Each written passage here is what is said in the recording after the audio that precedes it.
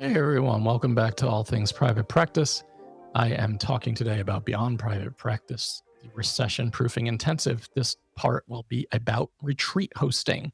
So if you've been following along these bonus episodes that we've been releasing, you know last week we started talking about podcasting.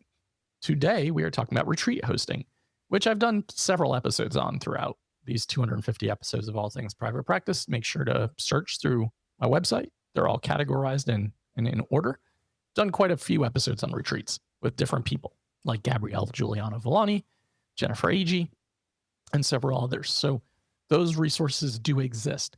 However, I'm talking today about hosting a retreat because if you've been following me, I'm talking about how to recession-proof your practice as we move into 2026. Knowing my thoughts on where the economy is going and the future of private practice ownership and group practice ownership. A lot of you maybe know that I host retreats. As of right now, November 2025, I have hosted 19 since March of 2022, where my first one was in Ireland, in Ferns, a medieval village in the middle of nowhere that nobody knows about, including most Irish people, which is kind of my jam. It has an old historic castle, 2 pubs, a restaurant, a ancient historic cathedral, and cemetery. It's like, what else do you need? Since that time, my career in that part of my career has really taken off. That was a moment where I was exploring an autism discovery. I had just received a diagnosis. I had multiple throat surgeries during that time, one of which paralyzed my vocal cord permanently. My voice has forever changed. I've hated it before and after. And I didn't think anybody was going to come. I just remember saying on my social media at the time, back in like October of 2021, if I hosted a retreat in Ireland, who would come? And like 60 people were like, yeah, I'm in. I thought, oh shit, that means I have to do this or figure it out.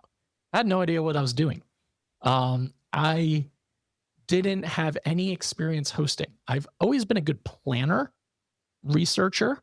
I always find cool stuff, but I had never brought anyone to a random country and facilitated a 4 or 5 day event or organized one or hired people to come to it and speak or found vendors, not to mention marketing and selling it out. But I did learn all of that on the go. And as you know, as I always talk about, building the plane as you fly it, so to speak, and imperfect action, because I could have sat on that idea forever and been like, oh, this is way too risky, or I don't know what I'm doing, or I don't think anybody would come. All of those thoughts are normal. We don't want to dismiss them, but we also don't want to let them prevent us from pursuing things that we are passionate about. Before COVID started, I wanted to be a travel coach. I don't know what that means. I just know that I wanted to help helpers step away, immerse themselves in culture, and organize events. And that was my goal. I was actually building a website called Empowered Escape, and that was going to be my goal. And I finally built the confidence to do that. I actually even booked a few clients through word of mouth. People knew I traveled a lot and planned all my trips, and they all thought they were cool and exciting. And then COVID happened and the world shut down. And I was like, well, fuck. And then I pivoted and started All Things Private Practice. And I am really grateful that I did and that I was able to figure it out, as so many entrepreneurs pivot and adapt and evolve. And eventually, once All Things Private Practice started taking off with coaching programs and courses and the podcast, I was like, retreats, that feels like a natural progression and something that I've always wanted to do. And then I got invited to speak at an event, a retreat. My friend Jennifer Agee, her first retreat was in Tennessee. I didn't know her. She just reached out to me based on a referral source. And I was like, yeah, you know what? I'm in the era back in 2021 of saying yes to more opportunities. And I'm trying to expand of, myself and not just say no to everything immediately, because that was kind of my nature. So I said yes, and I was really intimidated. And I went and spoke and did 2 breakout coaching sessions. And I thought, I think I can do this. And if I'm going to do it, I want it to be in places that I want to go. I want it to be in places that are special to me. And Ireland is very special to me. So I found the venue. I booked it. I put the deposit down. It was horrifying. I asked the venue hostess, Brianna, who has become a friend of mine over the years, a million questions. She was probably so sick of seeing my email pop up. She helped me organize tours. A tour guide who is a absolutely wonderful human being, Kathy Keene. If you're ever in Wexford County, look her up, contact her. She does heritage tours of Wexford County. She's an incredible person. Catering, music, musicians to play at the venue, all the things. And I was like, damn, this feels really synchronistic and perfect. I should go over and do some recon. So I had a plan to go over December of 2021, and then COVID shut the world back down.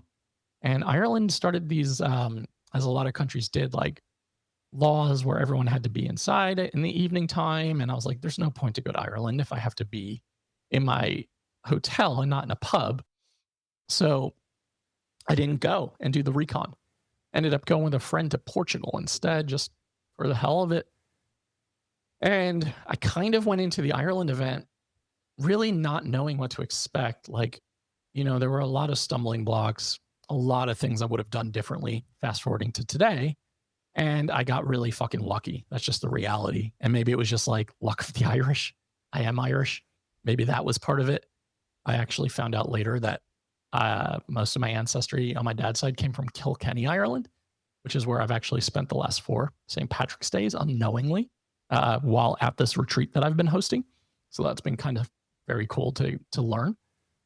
But I got very lucky. And it was a phenomenal event.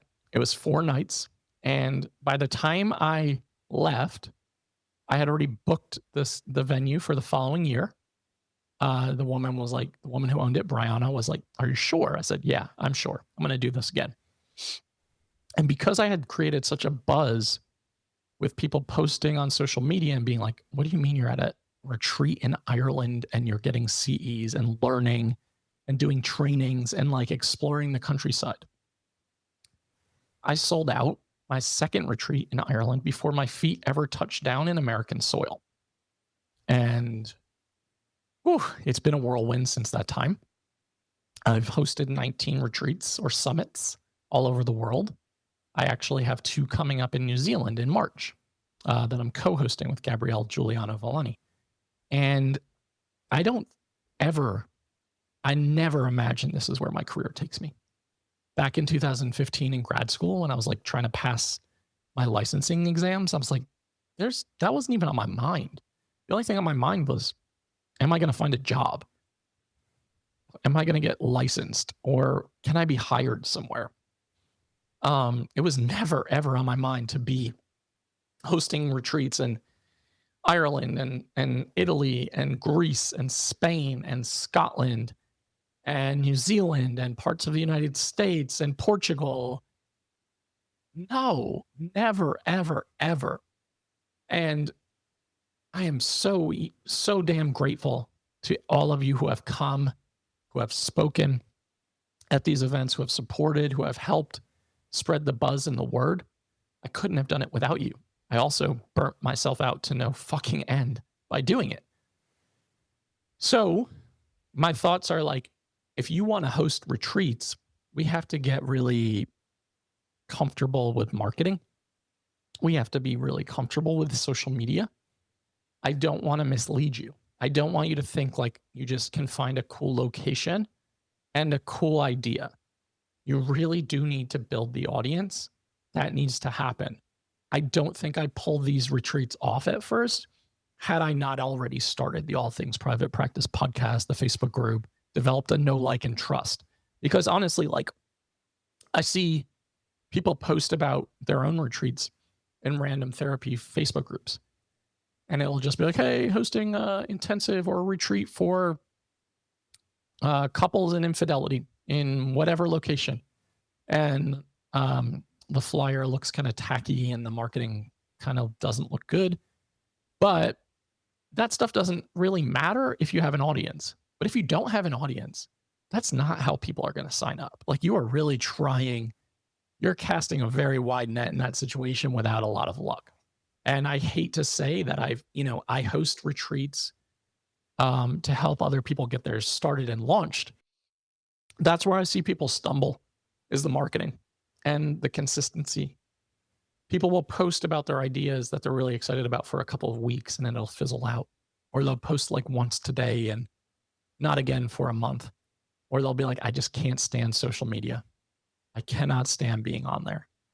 And again, I'm just being very transparent. It is my perspective that if you don't have a solid foundation of people who are going to buy these events from you, and you are relying on your like group of people and your humans in your circle and your networking to spread the word for you, it's not going to work. I think you have to get really strategic. I think you have to be really intentional. I think you have to know who the audience is that you're marketing the retreat to. Is it clinical? Is it entrepreneurial? Separate that out first and foremost. Then it's like, okay, who is this for? Like, who is the ideal target for this event? And it can't be everyone. That's not realistic, especially in these higher ticket events. You have to really niche this down and think this out. I'm going to help you do that in the intensive, the Beyond Private Practice Recession-Proofing Intensive. Those retreats are one of the 3 topics we'll cover alongside book writing and podcasting. I think those all go really well together in terms of how to promote yourself, how to leverage, how to get in front of audience, how to build in more speaking opportunities for yourself. And the reality is like, okay, marketing has to exist, but the audience has to exist. You can rely on your speakers who you might hire, but like, are they really going to spread the word as enthusiastically as you are? Probably not. They're not going to be as invested. It's not their money. It's not their time. So I have to be able to be very clear about that. If you feel like I don't want to be a part of social media, I don't want to be on it, I don't want to be marketing consistently, I don't want to create all this social media content, I'm just going to try to gently nudge you to a different income stream, because I just don't think it's going to work well.